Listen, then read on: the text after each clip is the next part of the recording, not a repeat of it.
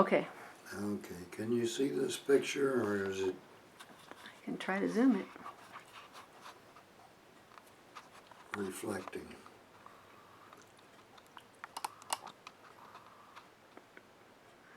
Okay. I can see the whole book. Okay. This is the reactor building. Wait a minute, let me find it again. Here, this is the reactor building here. This is our normal entrance. This first section is a two-story, and this is where our offices were, in here. This is the high bay, and of course the reactor is under this end of the high bay. Joe Lundholm's conference room was right next to the high bay, right about here, in this two-story section. My office was in the other end, and I had windows looking out onto the high bay, so I could see the crane moving, and more important to me, I could see when it was not moving, because when it was not moving, we weren't making any progress. So if it didn't move for a significant period of time, I went out and asked somebody why it wasn't moving.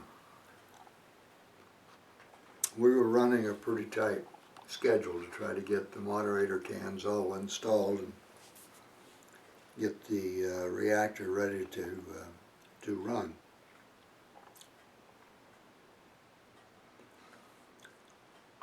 Just inside this two-story section, we had a hand and foot counter, which would show us if anybody coming in or out were tracking any radiation. We never found anybody going out. We did once find some people coming in, which got us excited until we found out it was fallout from one of the Russian reactor tests. That's first how this is a worldwide situation. When Russia had tests, we got the fallout. When we had tests, maybe they got the fallout, I don't know. But anyhow, there was enough fallout that we got alarms on our hand and foot counter.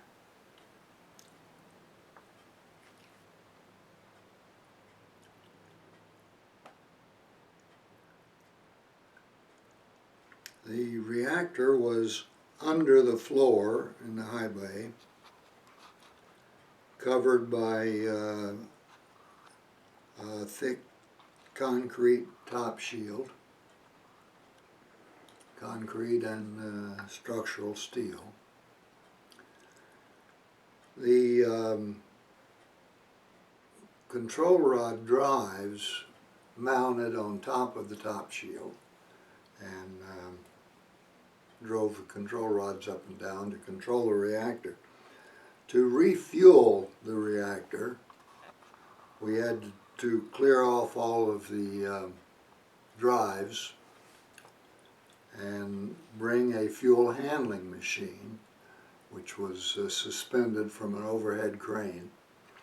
The fuel handling machine came over and sealed to one of the fuel element ports, pulled the fuel element up into the machine, rotated the exposed fuel for a new element or for a shield plug if we were not going to replace the element, and dropped the new element into the hole so that the hole was never open. It was always sealed and in an inert helium atmosphere.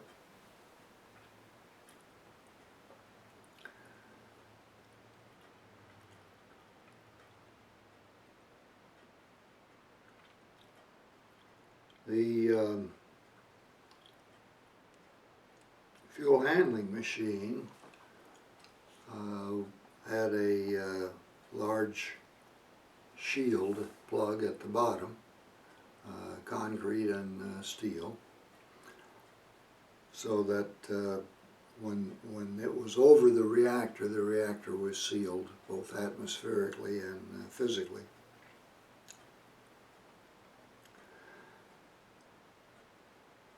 When the fuel elements were taken out, they were inside the shield, inside the fuel handling machine,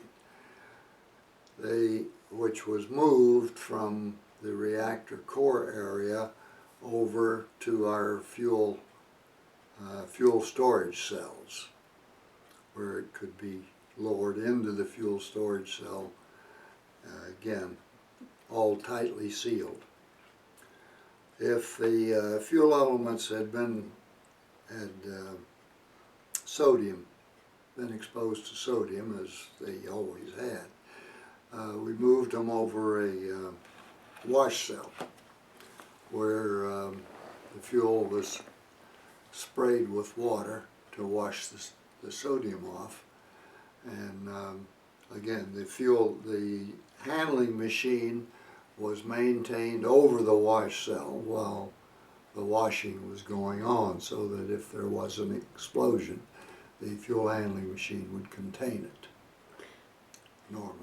Do you recall one particular major wash cell incident? One time, the fuel element was dropped into the fuel storage cell, and before it was washed, for some reason or another, we moved the fuel handling machine away so that there was nothing to hold the element down. When we let the water into the fuel handling cell, we got a hydrogen explosion. The sodium reacts with the water, releases hydrogen, and if there's an ignition source, the hydrogen, of course, explodes. And the element was blown out of the fuel handling cell onto the floor.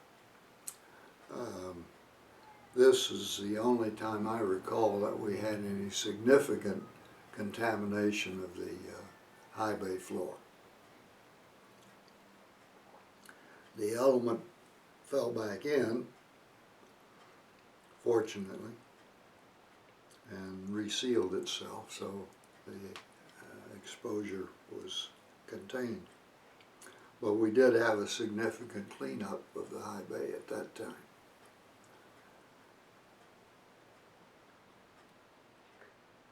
What kind of radionuclides would have been released in that wash cell incident? Everything in the table, pretty much. Cesium was our primary concern. It was a fairly long half-life and a significant fission product. How much cesium would have been released in an incident like that? I have no idea. Did you feel that obviously you would have had a health physicist that would have been there? Oh yeah, sure. And so were there any people exposed to anything in that incident that? Not significant. Again, the reactor, remember, was run for short periods of time, and we never ran it long enough to build up a significant inventory of fission products. For that reason, we could, after that fuel cell accident, we went out with cotton pads and cleaned up the floor. disposed of as low-level radiation waste. Okay. Do you recall anything about what they call the Sodium Reactor Experiment accident? Do you want to discuss that? What are your memories of that? Not very much. I know that the sodium circulation pumps were cooled with tetralin, a hydrocarbon, rather than water to avoid the possibility of a sodium water reaction if a seal should leak. Seals did leak, and the tetralin leaked into the sodium. It formed a gooey mess with sodium, and effectively sealed some of the fuel channels, which cut off the sodium coolant to the hot fuel. This resulted in the fuel overheating to the extent that we formed an iron from the fuel-clad amalgam with the uranium fuel, which melts at a fairly low temperature. I don't remember the numbers.